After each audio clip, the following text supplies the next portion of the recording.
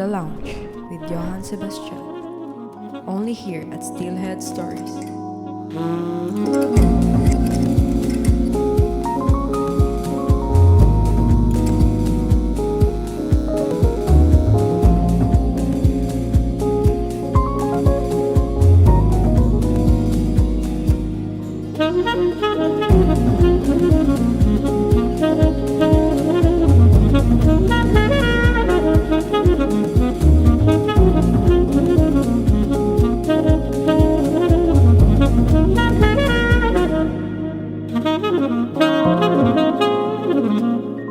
Good evening, everyone. Welcome back to The Lounge, the talk show that invites you to kick back, relax, and enjoy insightful conversations, captivating stories, and just a dash of entertainment.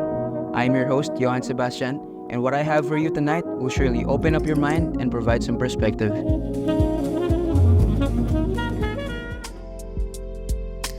Two very special guests will be joining us tonight as we talk about sexuality in the modern age. Talking about sexuality has been a very taboo topic for the longest time, and with this segment, we aim to contribute even in the slightest bit in changing that. With these guests being on the opposite sides of the sexuality spectrum, we aim to give you some knowledge and insight on this topic. So, and I'd just like to thank both of you for coming in today and being brave to talk about these things and being comfortable enough with us to talk about it. So I guess, first off, I would like our guests to introduce themselves. So please let us know your name, pronouns, gender identity, and sexual orientation. Alright, so hi, I'm Jera.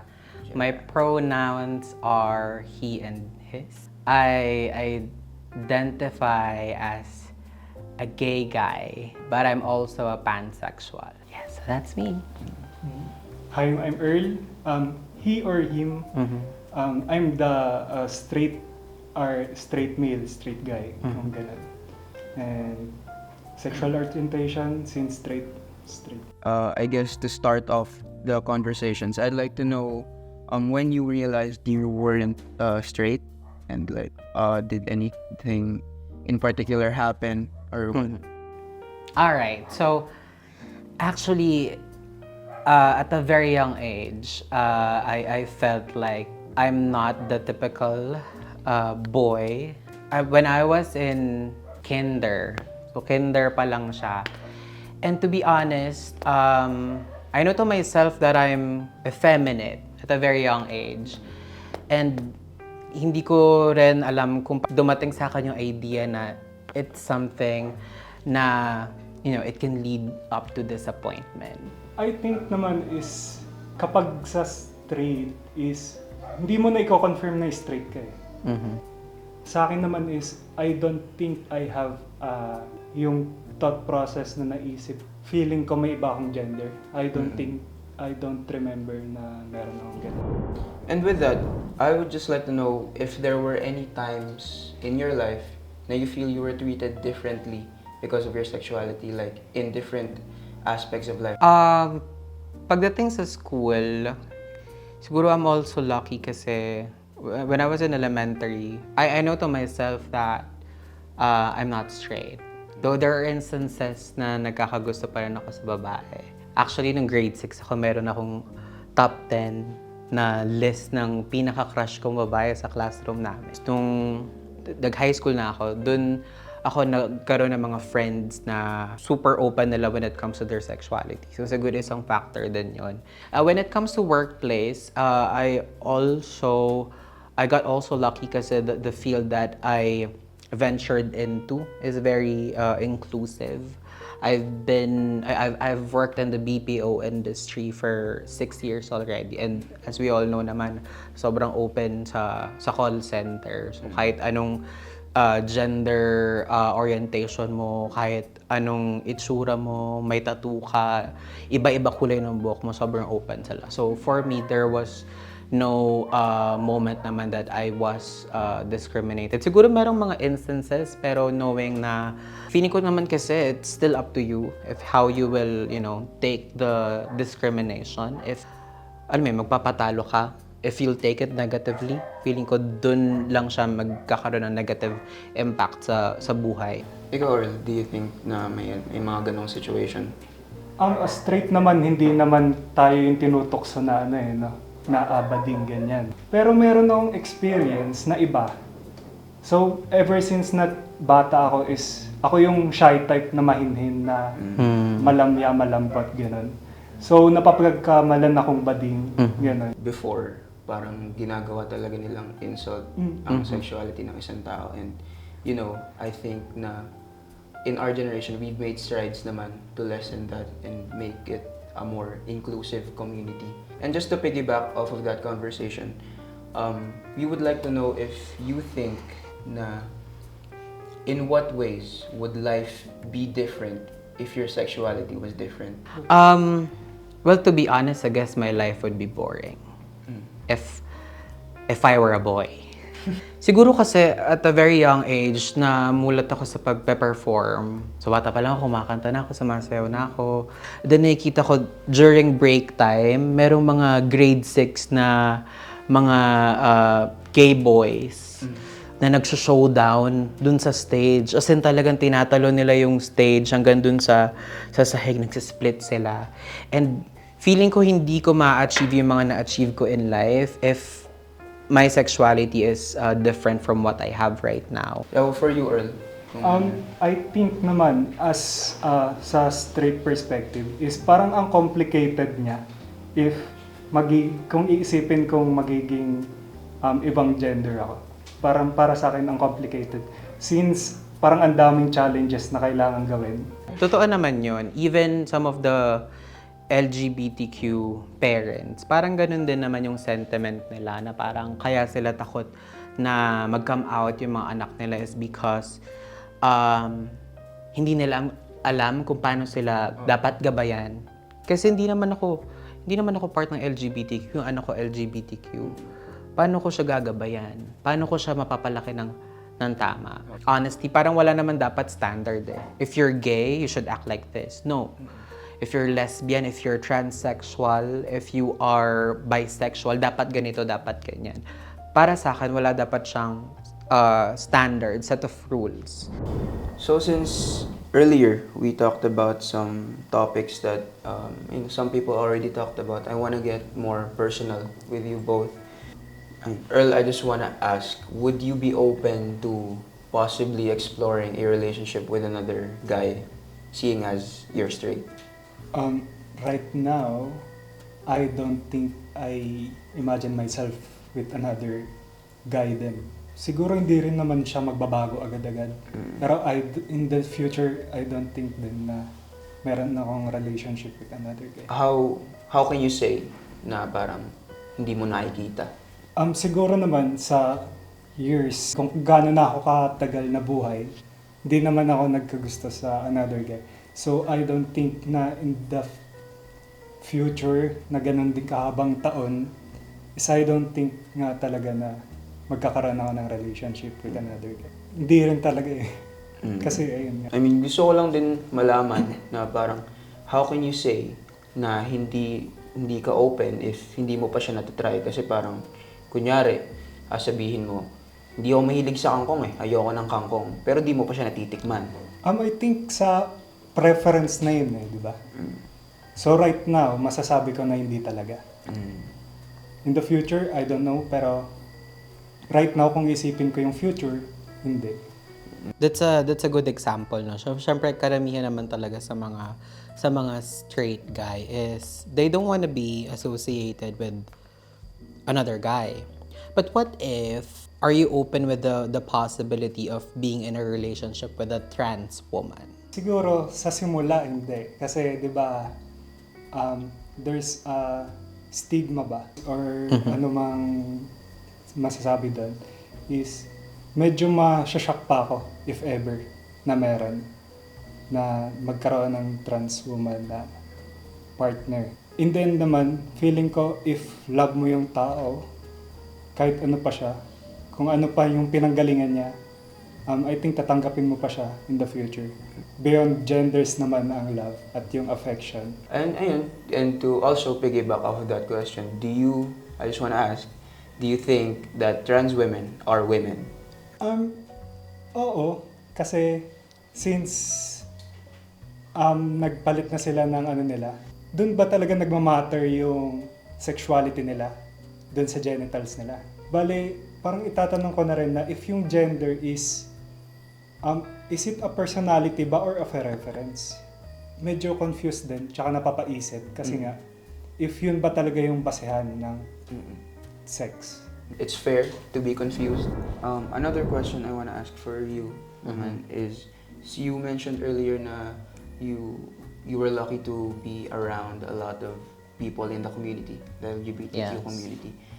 Growing up, do you think that that was a factor in your sexuality, since humans are people of parang environment, malaking effect yung environment to us humans. Do you think na malaking effect siya on your sexuality or not really? Actually, I could say na napakalaking factor nun. Though ang dami rin namang, lalo na yung mga masyadong reserved na family. Kasi dun sa father side ko, ako lang yung nasa LGBT. And then, yun din yung medyo somehow struggle ko growing up. Though, accepting yung parents ko. So, yung mga ganong stigma din yung mga matatanda na nasa lahi daw, yung pagiging bakla, yung pagiging tomboy. And I could say na hindi naman talaga siya ganon, siguro. It did not come with your gene. Hindi yun yung parang trip ko magbakla. Hindi siya ganon. So, katulad din yung mga nire-relate yung homosexuality sa kung ano yung sinasabi sa Bible. Na parang wala namang ginawa. Ang ginawa lang ng Diyos is lalaki and babae. So, ano kami? Common knowledge naman yun na kapag part ka ng LGBT growing up, talagang binubuli ka, minamaltrato ka. 'Di ba? If that is your future, kung ayan lang mong yan yung mangyayari sa'yo, gugustuhin mo ba na mabuli ka? Gugustuhin mo ba na ma-discriminate ka? 'Di ba? Hindi naman. So, we just really have to endure kasi nga ito na talaga tayo. Ito na kami. So since we talked about trans people earlier, I just want to ask, since I've been seeing this a lot on social media with young trans people, let's say teens or preteens like 13, 12, na nagsasabi na gusto nilang magpa-operate for the sex change. And there's people that say na they should be free to do that. There's people that say na their parents should be the one to decide, or dapat, or whatever opinion there is. I just want to know what your opinion is on that matter. Yeah, actually may nakita rin akong ganong debates. Meron mga government officials sa states na nagsasabi that there are trans people who came out saying na they regretted the changes that they've gone through. Yung age limit, kung sino dapat yung magde-decide for that transition. I think for that matter, siguro we can leave it up to the child. Kasi sa panahon ngayon, iba naman na talaga yung maturity level ng mga bata.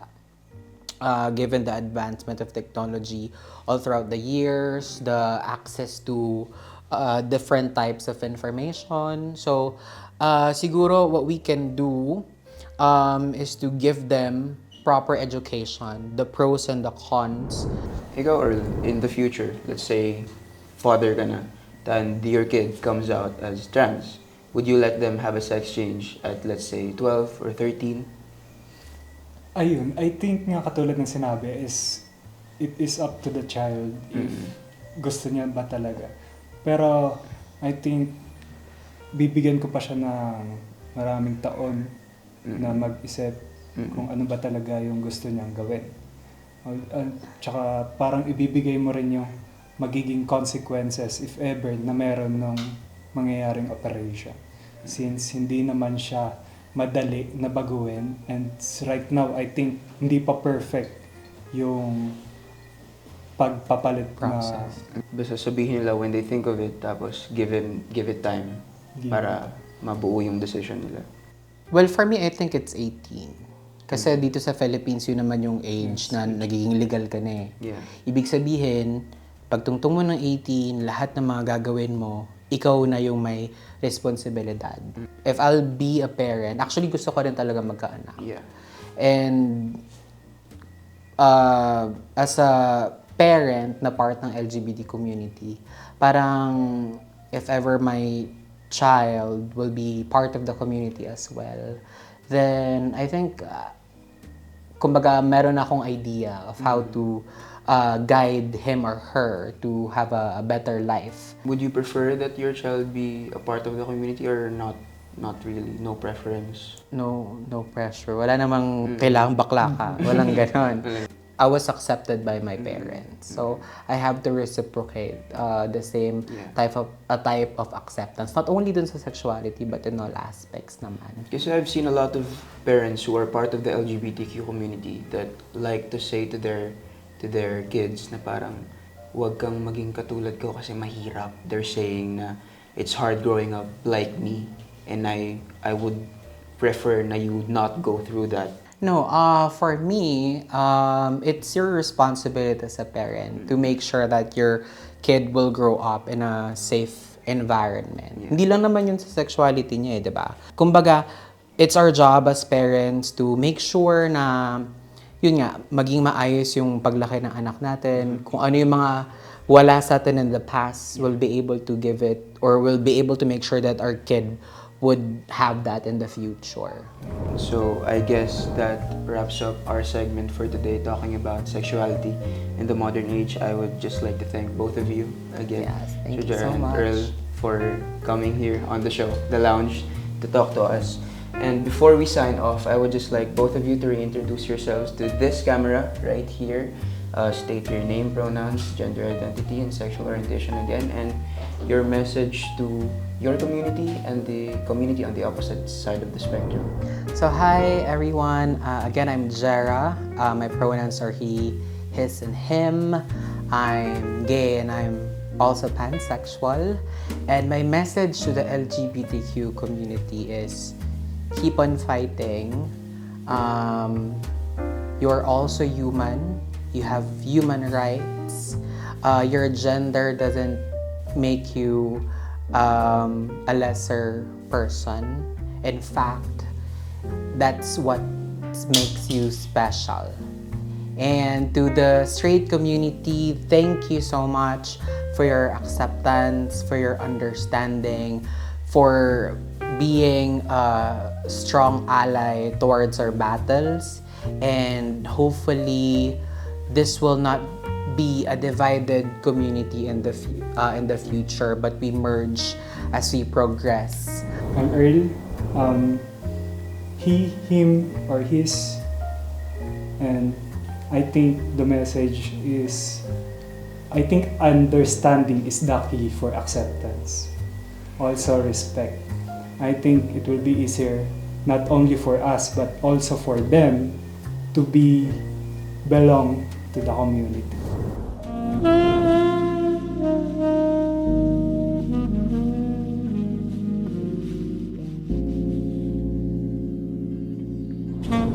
And that wraps up our show for this evening. I hope you all learned something new about people on the opposite ends of the gender/sexuality spectrum. And I of course would like to thank our guests for sharing their insight on this topic. We sincerely hope you enjoyed your stay at the lounge, and we hope to see you again soon. This has been your host, Johann Sebastian, and I am now signing off.